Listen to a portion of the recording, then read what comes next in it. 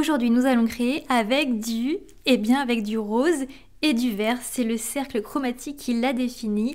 Donc c'est parti pour cette nouvelle page du carnet d'évasion. J'avais envie qu'on travaille avec les couleurs complémentaires. Complémentaires, c'est-à-dire opposées sur le cercle chromatique. Et en effet, je trouve que le rose et le vert, ça va parfaitement bien ensemble. Mais bon, parfois on commence une création avec une idée en tête et puis ça se passe vraiment pas comme prévu. Et c'est exactement ce qui m'est arrivé ici.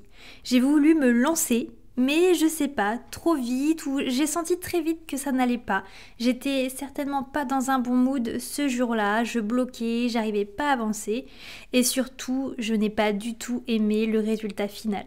J'ai adoré créer ce fond, mais dès qu'il a fallu que je rajoute ces couches de verre, cette peinture m'a bloquée. Vous savez, ça c'est des tubes que j'ai envie de finir et en fait je l'aime pas. Je l'aime pas cette peinture. Et vous voyez, je pense que des fois il faut pas s'acharner. Quand on a un matériel qu'on n'aime pas, eh bien je pense qu'il faut savoir passer à autre chose. En tout cas, cette teinte de verre ne me parlait vraiment pas. Et du coup, plutôt que de m'acharner, eh bien j'ai décidé de prendre du recul, on va dire, et de recommencer, mais autrement.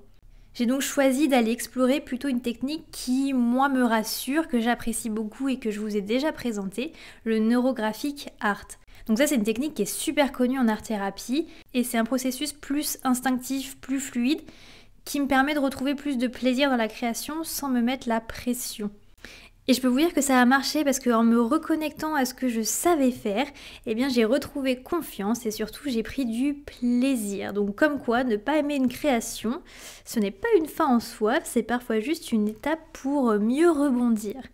Donc tout ça pour vous dire que si jamais ça vous arrive, eh bien passez à autre chose, prenez du recul. Prenez plus de temps, revenez-y ou changez complètement, changez les couleurs, changez le carnet, bref, il faut pas rester bloqué, c'est un petit peu comme en équitation. Vous savez, on dit toujours que quand on tombe, il faut remonter en selle tout de suite. Et ça, je peux vous dire qu'avec le nombre de gamelles que j'ai pris en saut d'obstacle, je suis remontée à chaque fois sur mon cheval et je pense heureusement parce qu'il y avait des gamelles un petit peu plus dures que d'autres. Et si on remonte pas tout de suite, on va perdre confiance et on va rester dans cette peur, dans ce blocage. Donc ça vaut en fait pour tous les axes de la vie. Il faut pas s'arrêter à une expérience négative. C'est pas une expérience qui va conditionner tout le reste de votre travail créatif. Donc bref, je vous ai laissé une partie de cette peinture, vous me direz ce que vous en pensez. Moi franchement je la trouve horrible cette première peinture. Et après je vous montre du coup ma création que j'ai choisi de faire à l'aquarelle. Ça faisait beaucoup trop longtemps que j'avais envie de reprendre ma palette aquarelle et du coup je trouve que cette deuxième création est beaucoup plus belle que la première. Vous me direz ce que vous en pensez. Si je peux me permettre de vous donner quelques axes de motivation pour rebondir quand on n'aime pas ce qu'on fait, je pense qu'on peut avoir 6 points. Déjà, comme je l'ai dit, accepter le blocage comme une étape normale. Dans la vie, on traverse, que ce soit dans la vie ou en peinture, on traverse toujours des moments où rien ne va. Mais ça remet pas en question nos talents, c'est juste un passage, c'est juste là à l'instant T. Deuxièmement, il faut changer d'approche ou de technique. Ce que j'ai fait ici, et vraiment ça a marché. Essayer une autre méthode ou pourquoi pas une autre couleur, un autre format pour débloquer l'inspiration. Et des fois, il suffit vraiment d'un tout petit changement. En troisième, revenir à ce qu'on aime et ce qu'on maîtrise, se reconnecter à des techniques plus familières peut-être ou des exercices plus simples, ça peut redonner confiance. Faire une pause et revenir plus tard, on laisse reposer la création et on revient avec un regard neuf pour avoir des solutions différentes. Cinquième proposition, on transforme l'insatisfaction en opportunité d'apprentissage. Plutôt que de voir l'échec, on peut se demander qu'est-ce que je peux en tirer et tester autre chose. Et enfin, se rappeler pourquoi on crée en fait. Il faut sortir de ce perfectionnisme et revenir au plaisir de l'expérimentation sans pression du résultat final. Voilà ce que j'ai compris avec cette première peinture. Du coup, si vous n'avez pas encore vu mes autres vidéos sur le neurographic art, je vais vous en parler un petit peu plus. Le neurographic art ou le neuro art, c'est un peu comme une conversation entre soi et sa feuille. Ici, il n'y a vraiment pas de règles strictes. Ça, je crois qu'en fait, c'est la base de mon contenu. Je déteste les règles, je déteste qu'on m'impose de faire quelque chose. Et donc ici, il n'y a pas de pression pour faire quelque chose de beau, juste un moment où on va laisser les lignes suivre leur propre chemin sans trop réfléchir. Moi, j'aime vraiment cette idée d'explorer sans attente précise. Et c'est peut-être des fois là aussi où ça va bloquer, parce que dans mon premier dessin, par exemple, j'avais tellement pas d'attente qu'en fait je savais pas trop où aller. Parce qu'il y avait beaucoup trop d'incertitudes. Il faut quand même avoir des paramètres qui nous guident un petit peu. C'est pour ça aussi que dans le carnet d'évasion, je vous propose quelques guidelines pour vous proposer un exercice que vous pouvez interpréter à votre façon, mais avec des contraintes, avec des consignes d'exercice. Et le NeuroArt, je trouve que ça s'inscrit parfaitement dans cette philosophie. On commence par des traits spontanés et en fait on va adoucir après les intersections pour créer plus d'harmonie, puis on ajoute des couleurs. Mais vous n'êtes pas obligé de faire un NeuroArt. Par contre, si vous avez besoin d'une technique pour accentuer votre bien-être ou quand vous vous sentez un petit peu trop oppressé, c'est une technique qui est idéale quand on se sent bloqué ou perdu dans sa créativité ou dans ses relations dans sa vie.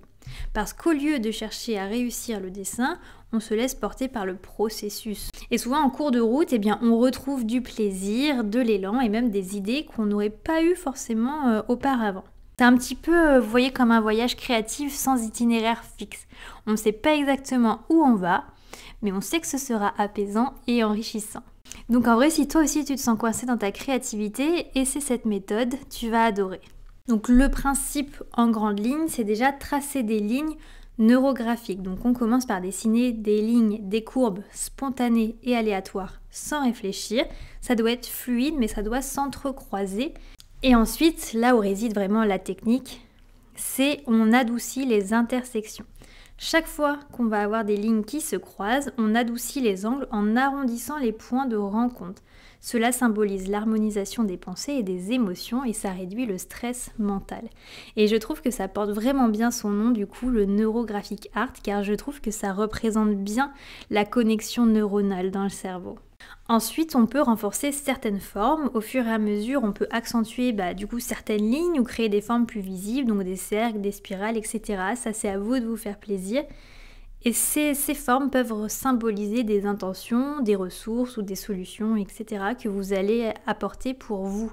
Et puis enfin, forcément, on ajoute la couleur et ça c'est une étape essentielle car ça permet d'apporter une énergie spécifique au dessin et de renforcer l'impact émotionnel du processus. Donc en gros, si je peux résumer cette technique, pourquoi utiliser le NeuroArt ? Eh bien parce que ça débloque la créativité sans la contrainte d'un résultat précis. Ça apaise l'esprit en transformant des émotions négatives en une forme visuelle plus harmonieuse. Ça stimule l'intuition en laissant le subconscient guider le processus. Et ça permet de créer sans pression. Pour finir, c'est surtout une méthode qui est accessible à tous, même à ceux qui ne se considèrent pas comme des artistes, car il n'y a pas de beau ou de raté dans le NeuroArt. Et très souvent, moi je trouve que le résultat final est quand même incroyable. Un des premiers que j'avais fait sur cette chaîne, je vous ai fait sur le dessin toutes les couleurs de l'arc-en-ciel en faisant toute une déclinaison en fait de couleurs, en partant des couleurs chaudes jusqu'aux couleurs froides, etc. Et le résultat final fait tellement bien ressortir les lignes noires que personnellement je trouve ça vraiment agréable à regarder et en effet très apaisant. Donc voilà les amis, j'espère que vous prendrez plaisir dans cette nouvelle proposition pour le carnet d'évasion. Donc rappelez-vous, la seule consigne que je vous donne, c'est donc de créer avec des couleurs complémentaires. Donc d'ailleurs, soit vous prenez comme moi le rose et le vert, soit vous reprenez cette roue chromatique et vous faites votre propre jeu. Là, vous faites tourner un stylo et vous prenez les deux couleurs qui s'opposent. Vous n'êtes pas obligé de prendre ces deux-là. Mais à la base, je voulais travailler sur cette opposition de couleurs et voir comment l'une peut mettre l'autre en valeur. Donc si vous avez envie de changer de couleur, surtout dites-le moi en commentaire, j'ai hâte de savoir quel complémentaire vous allez choisir. Pour les autres personnes, vous souhaitez garder comme moi le rose et le vert, vous inquiétez pas, on refera des exercices dans le carnet d'évasion avec d'autres complémentaires.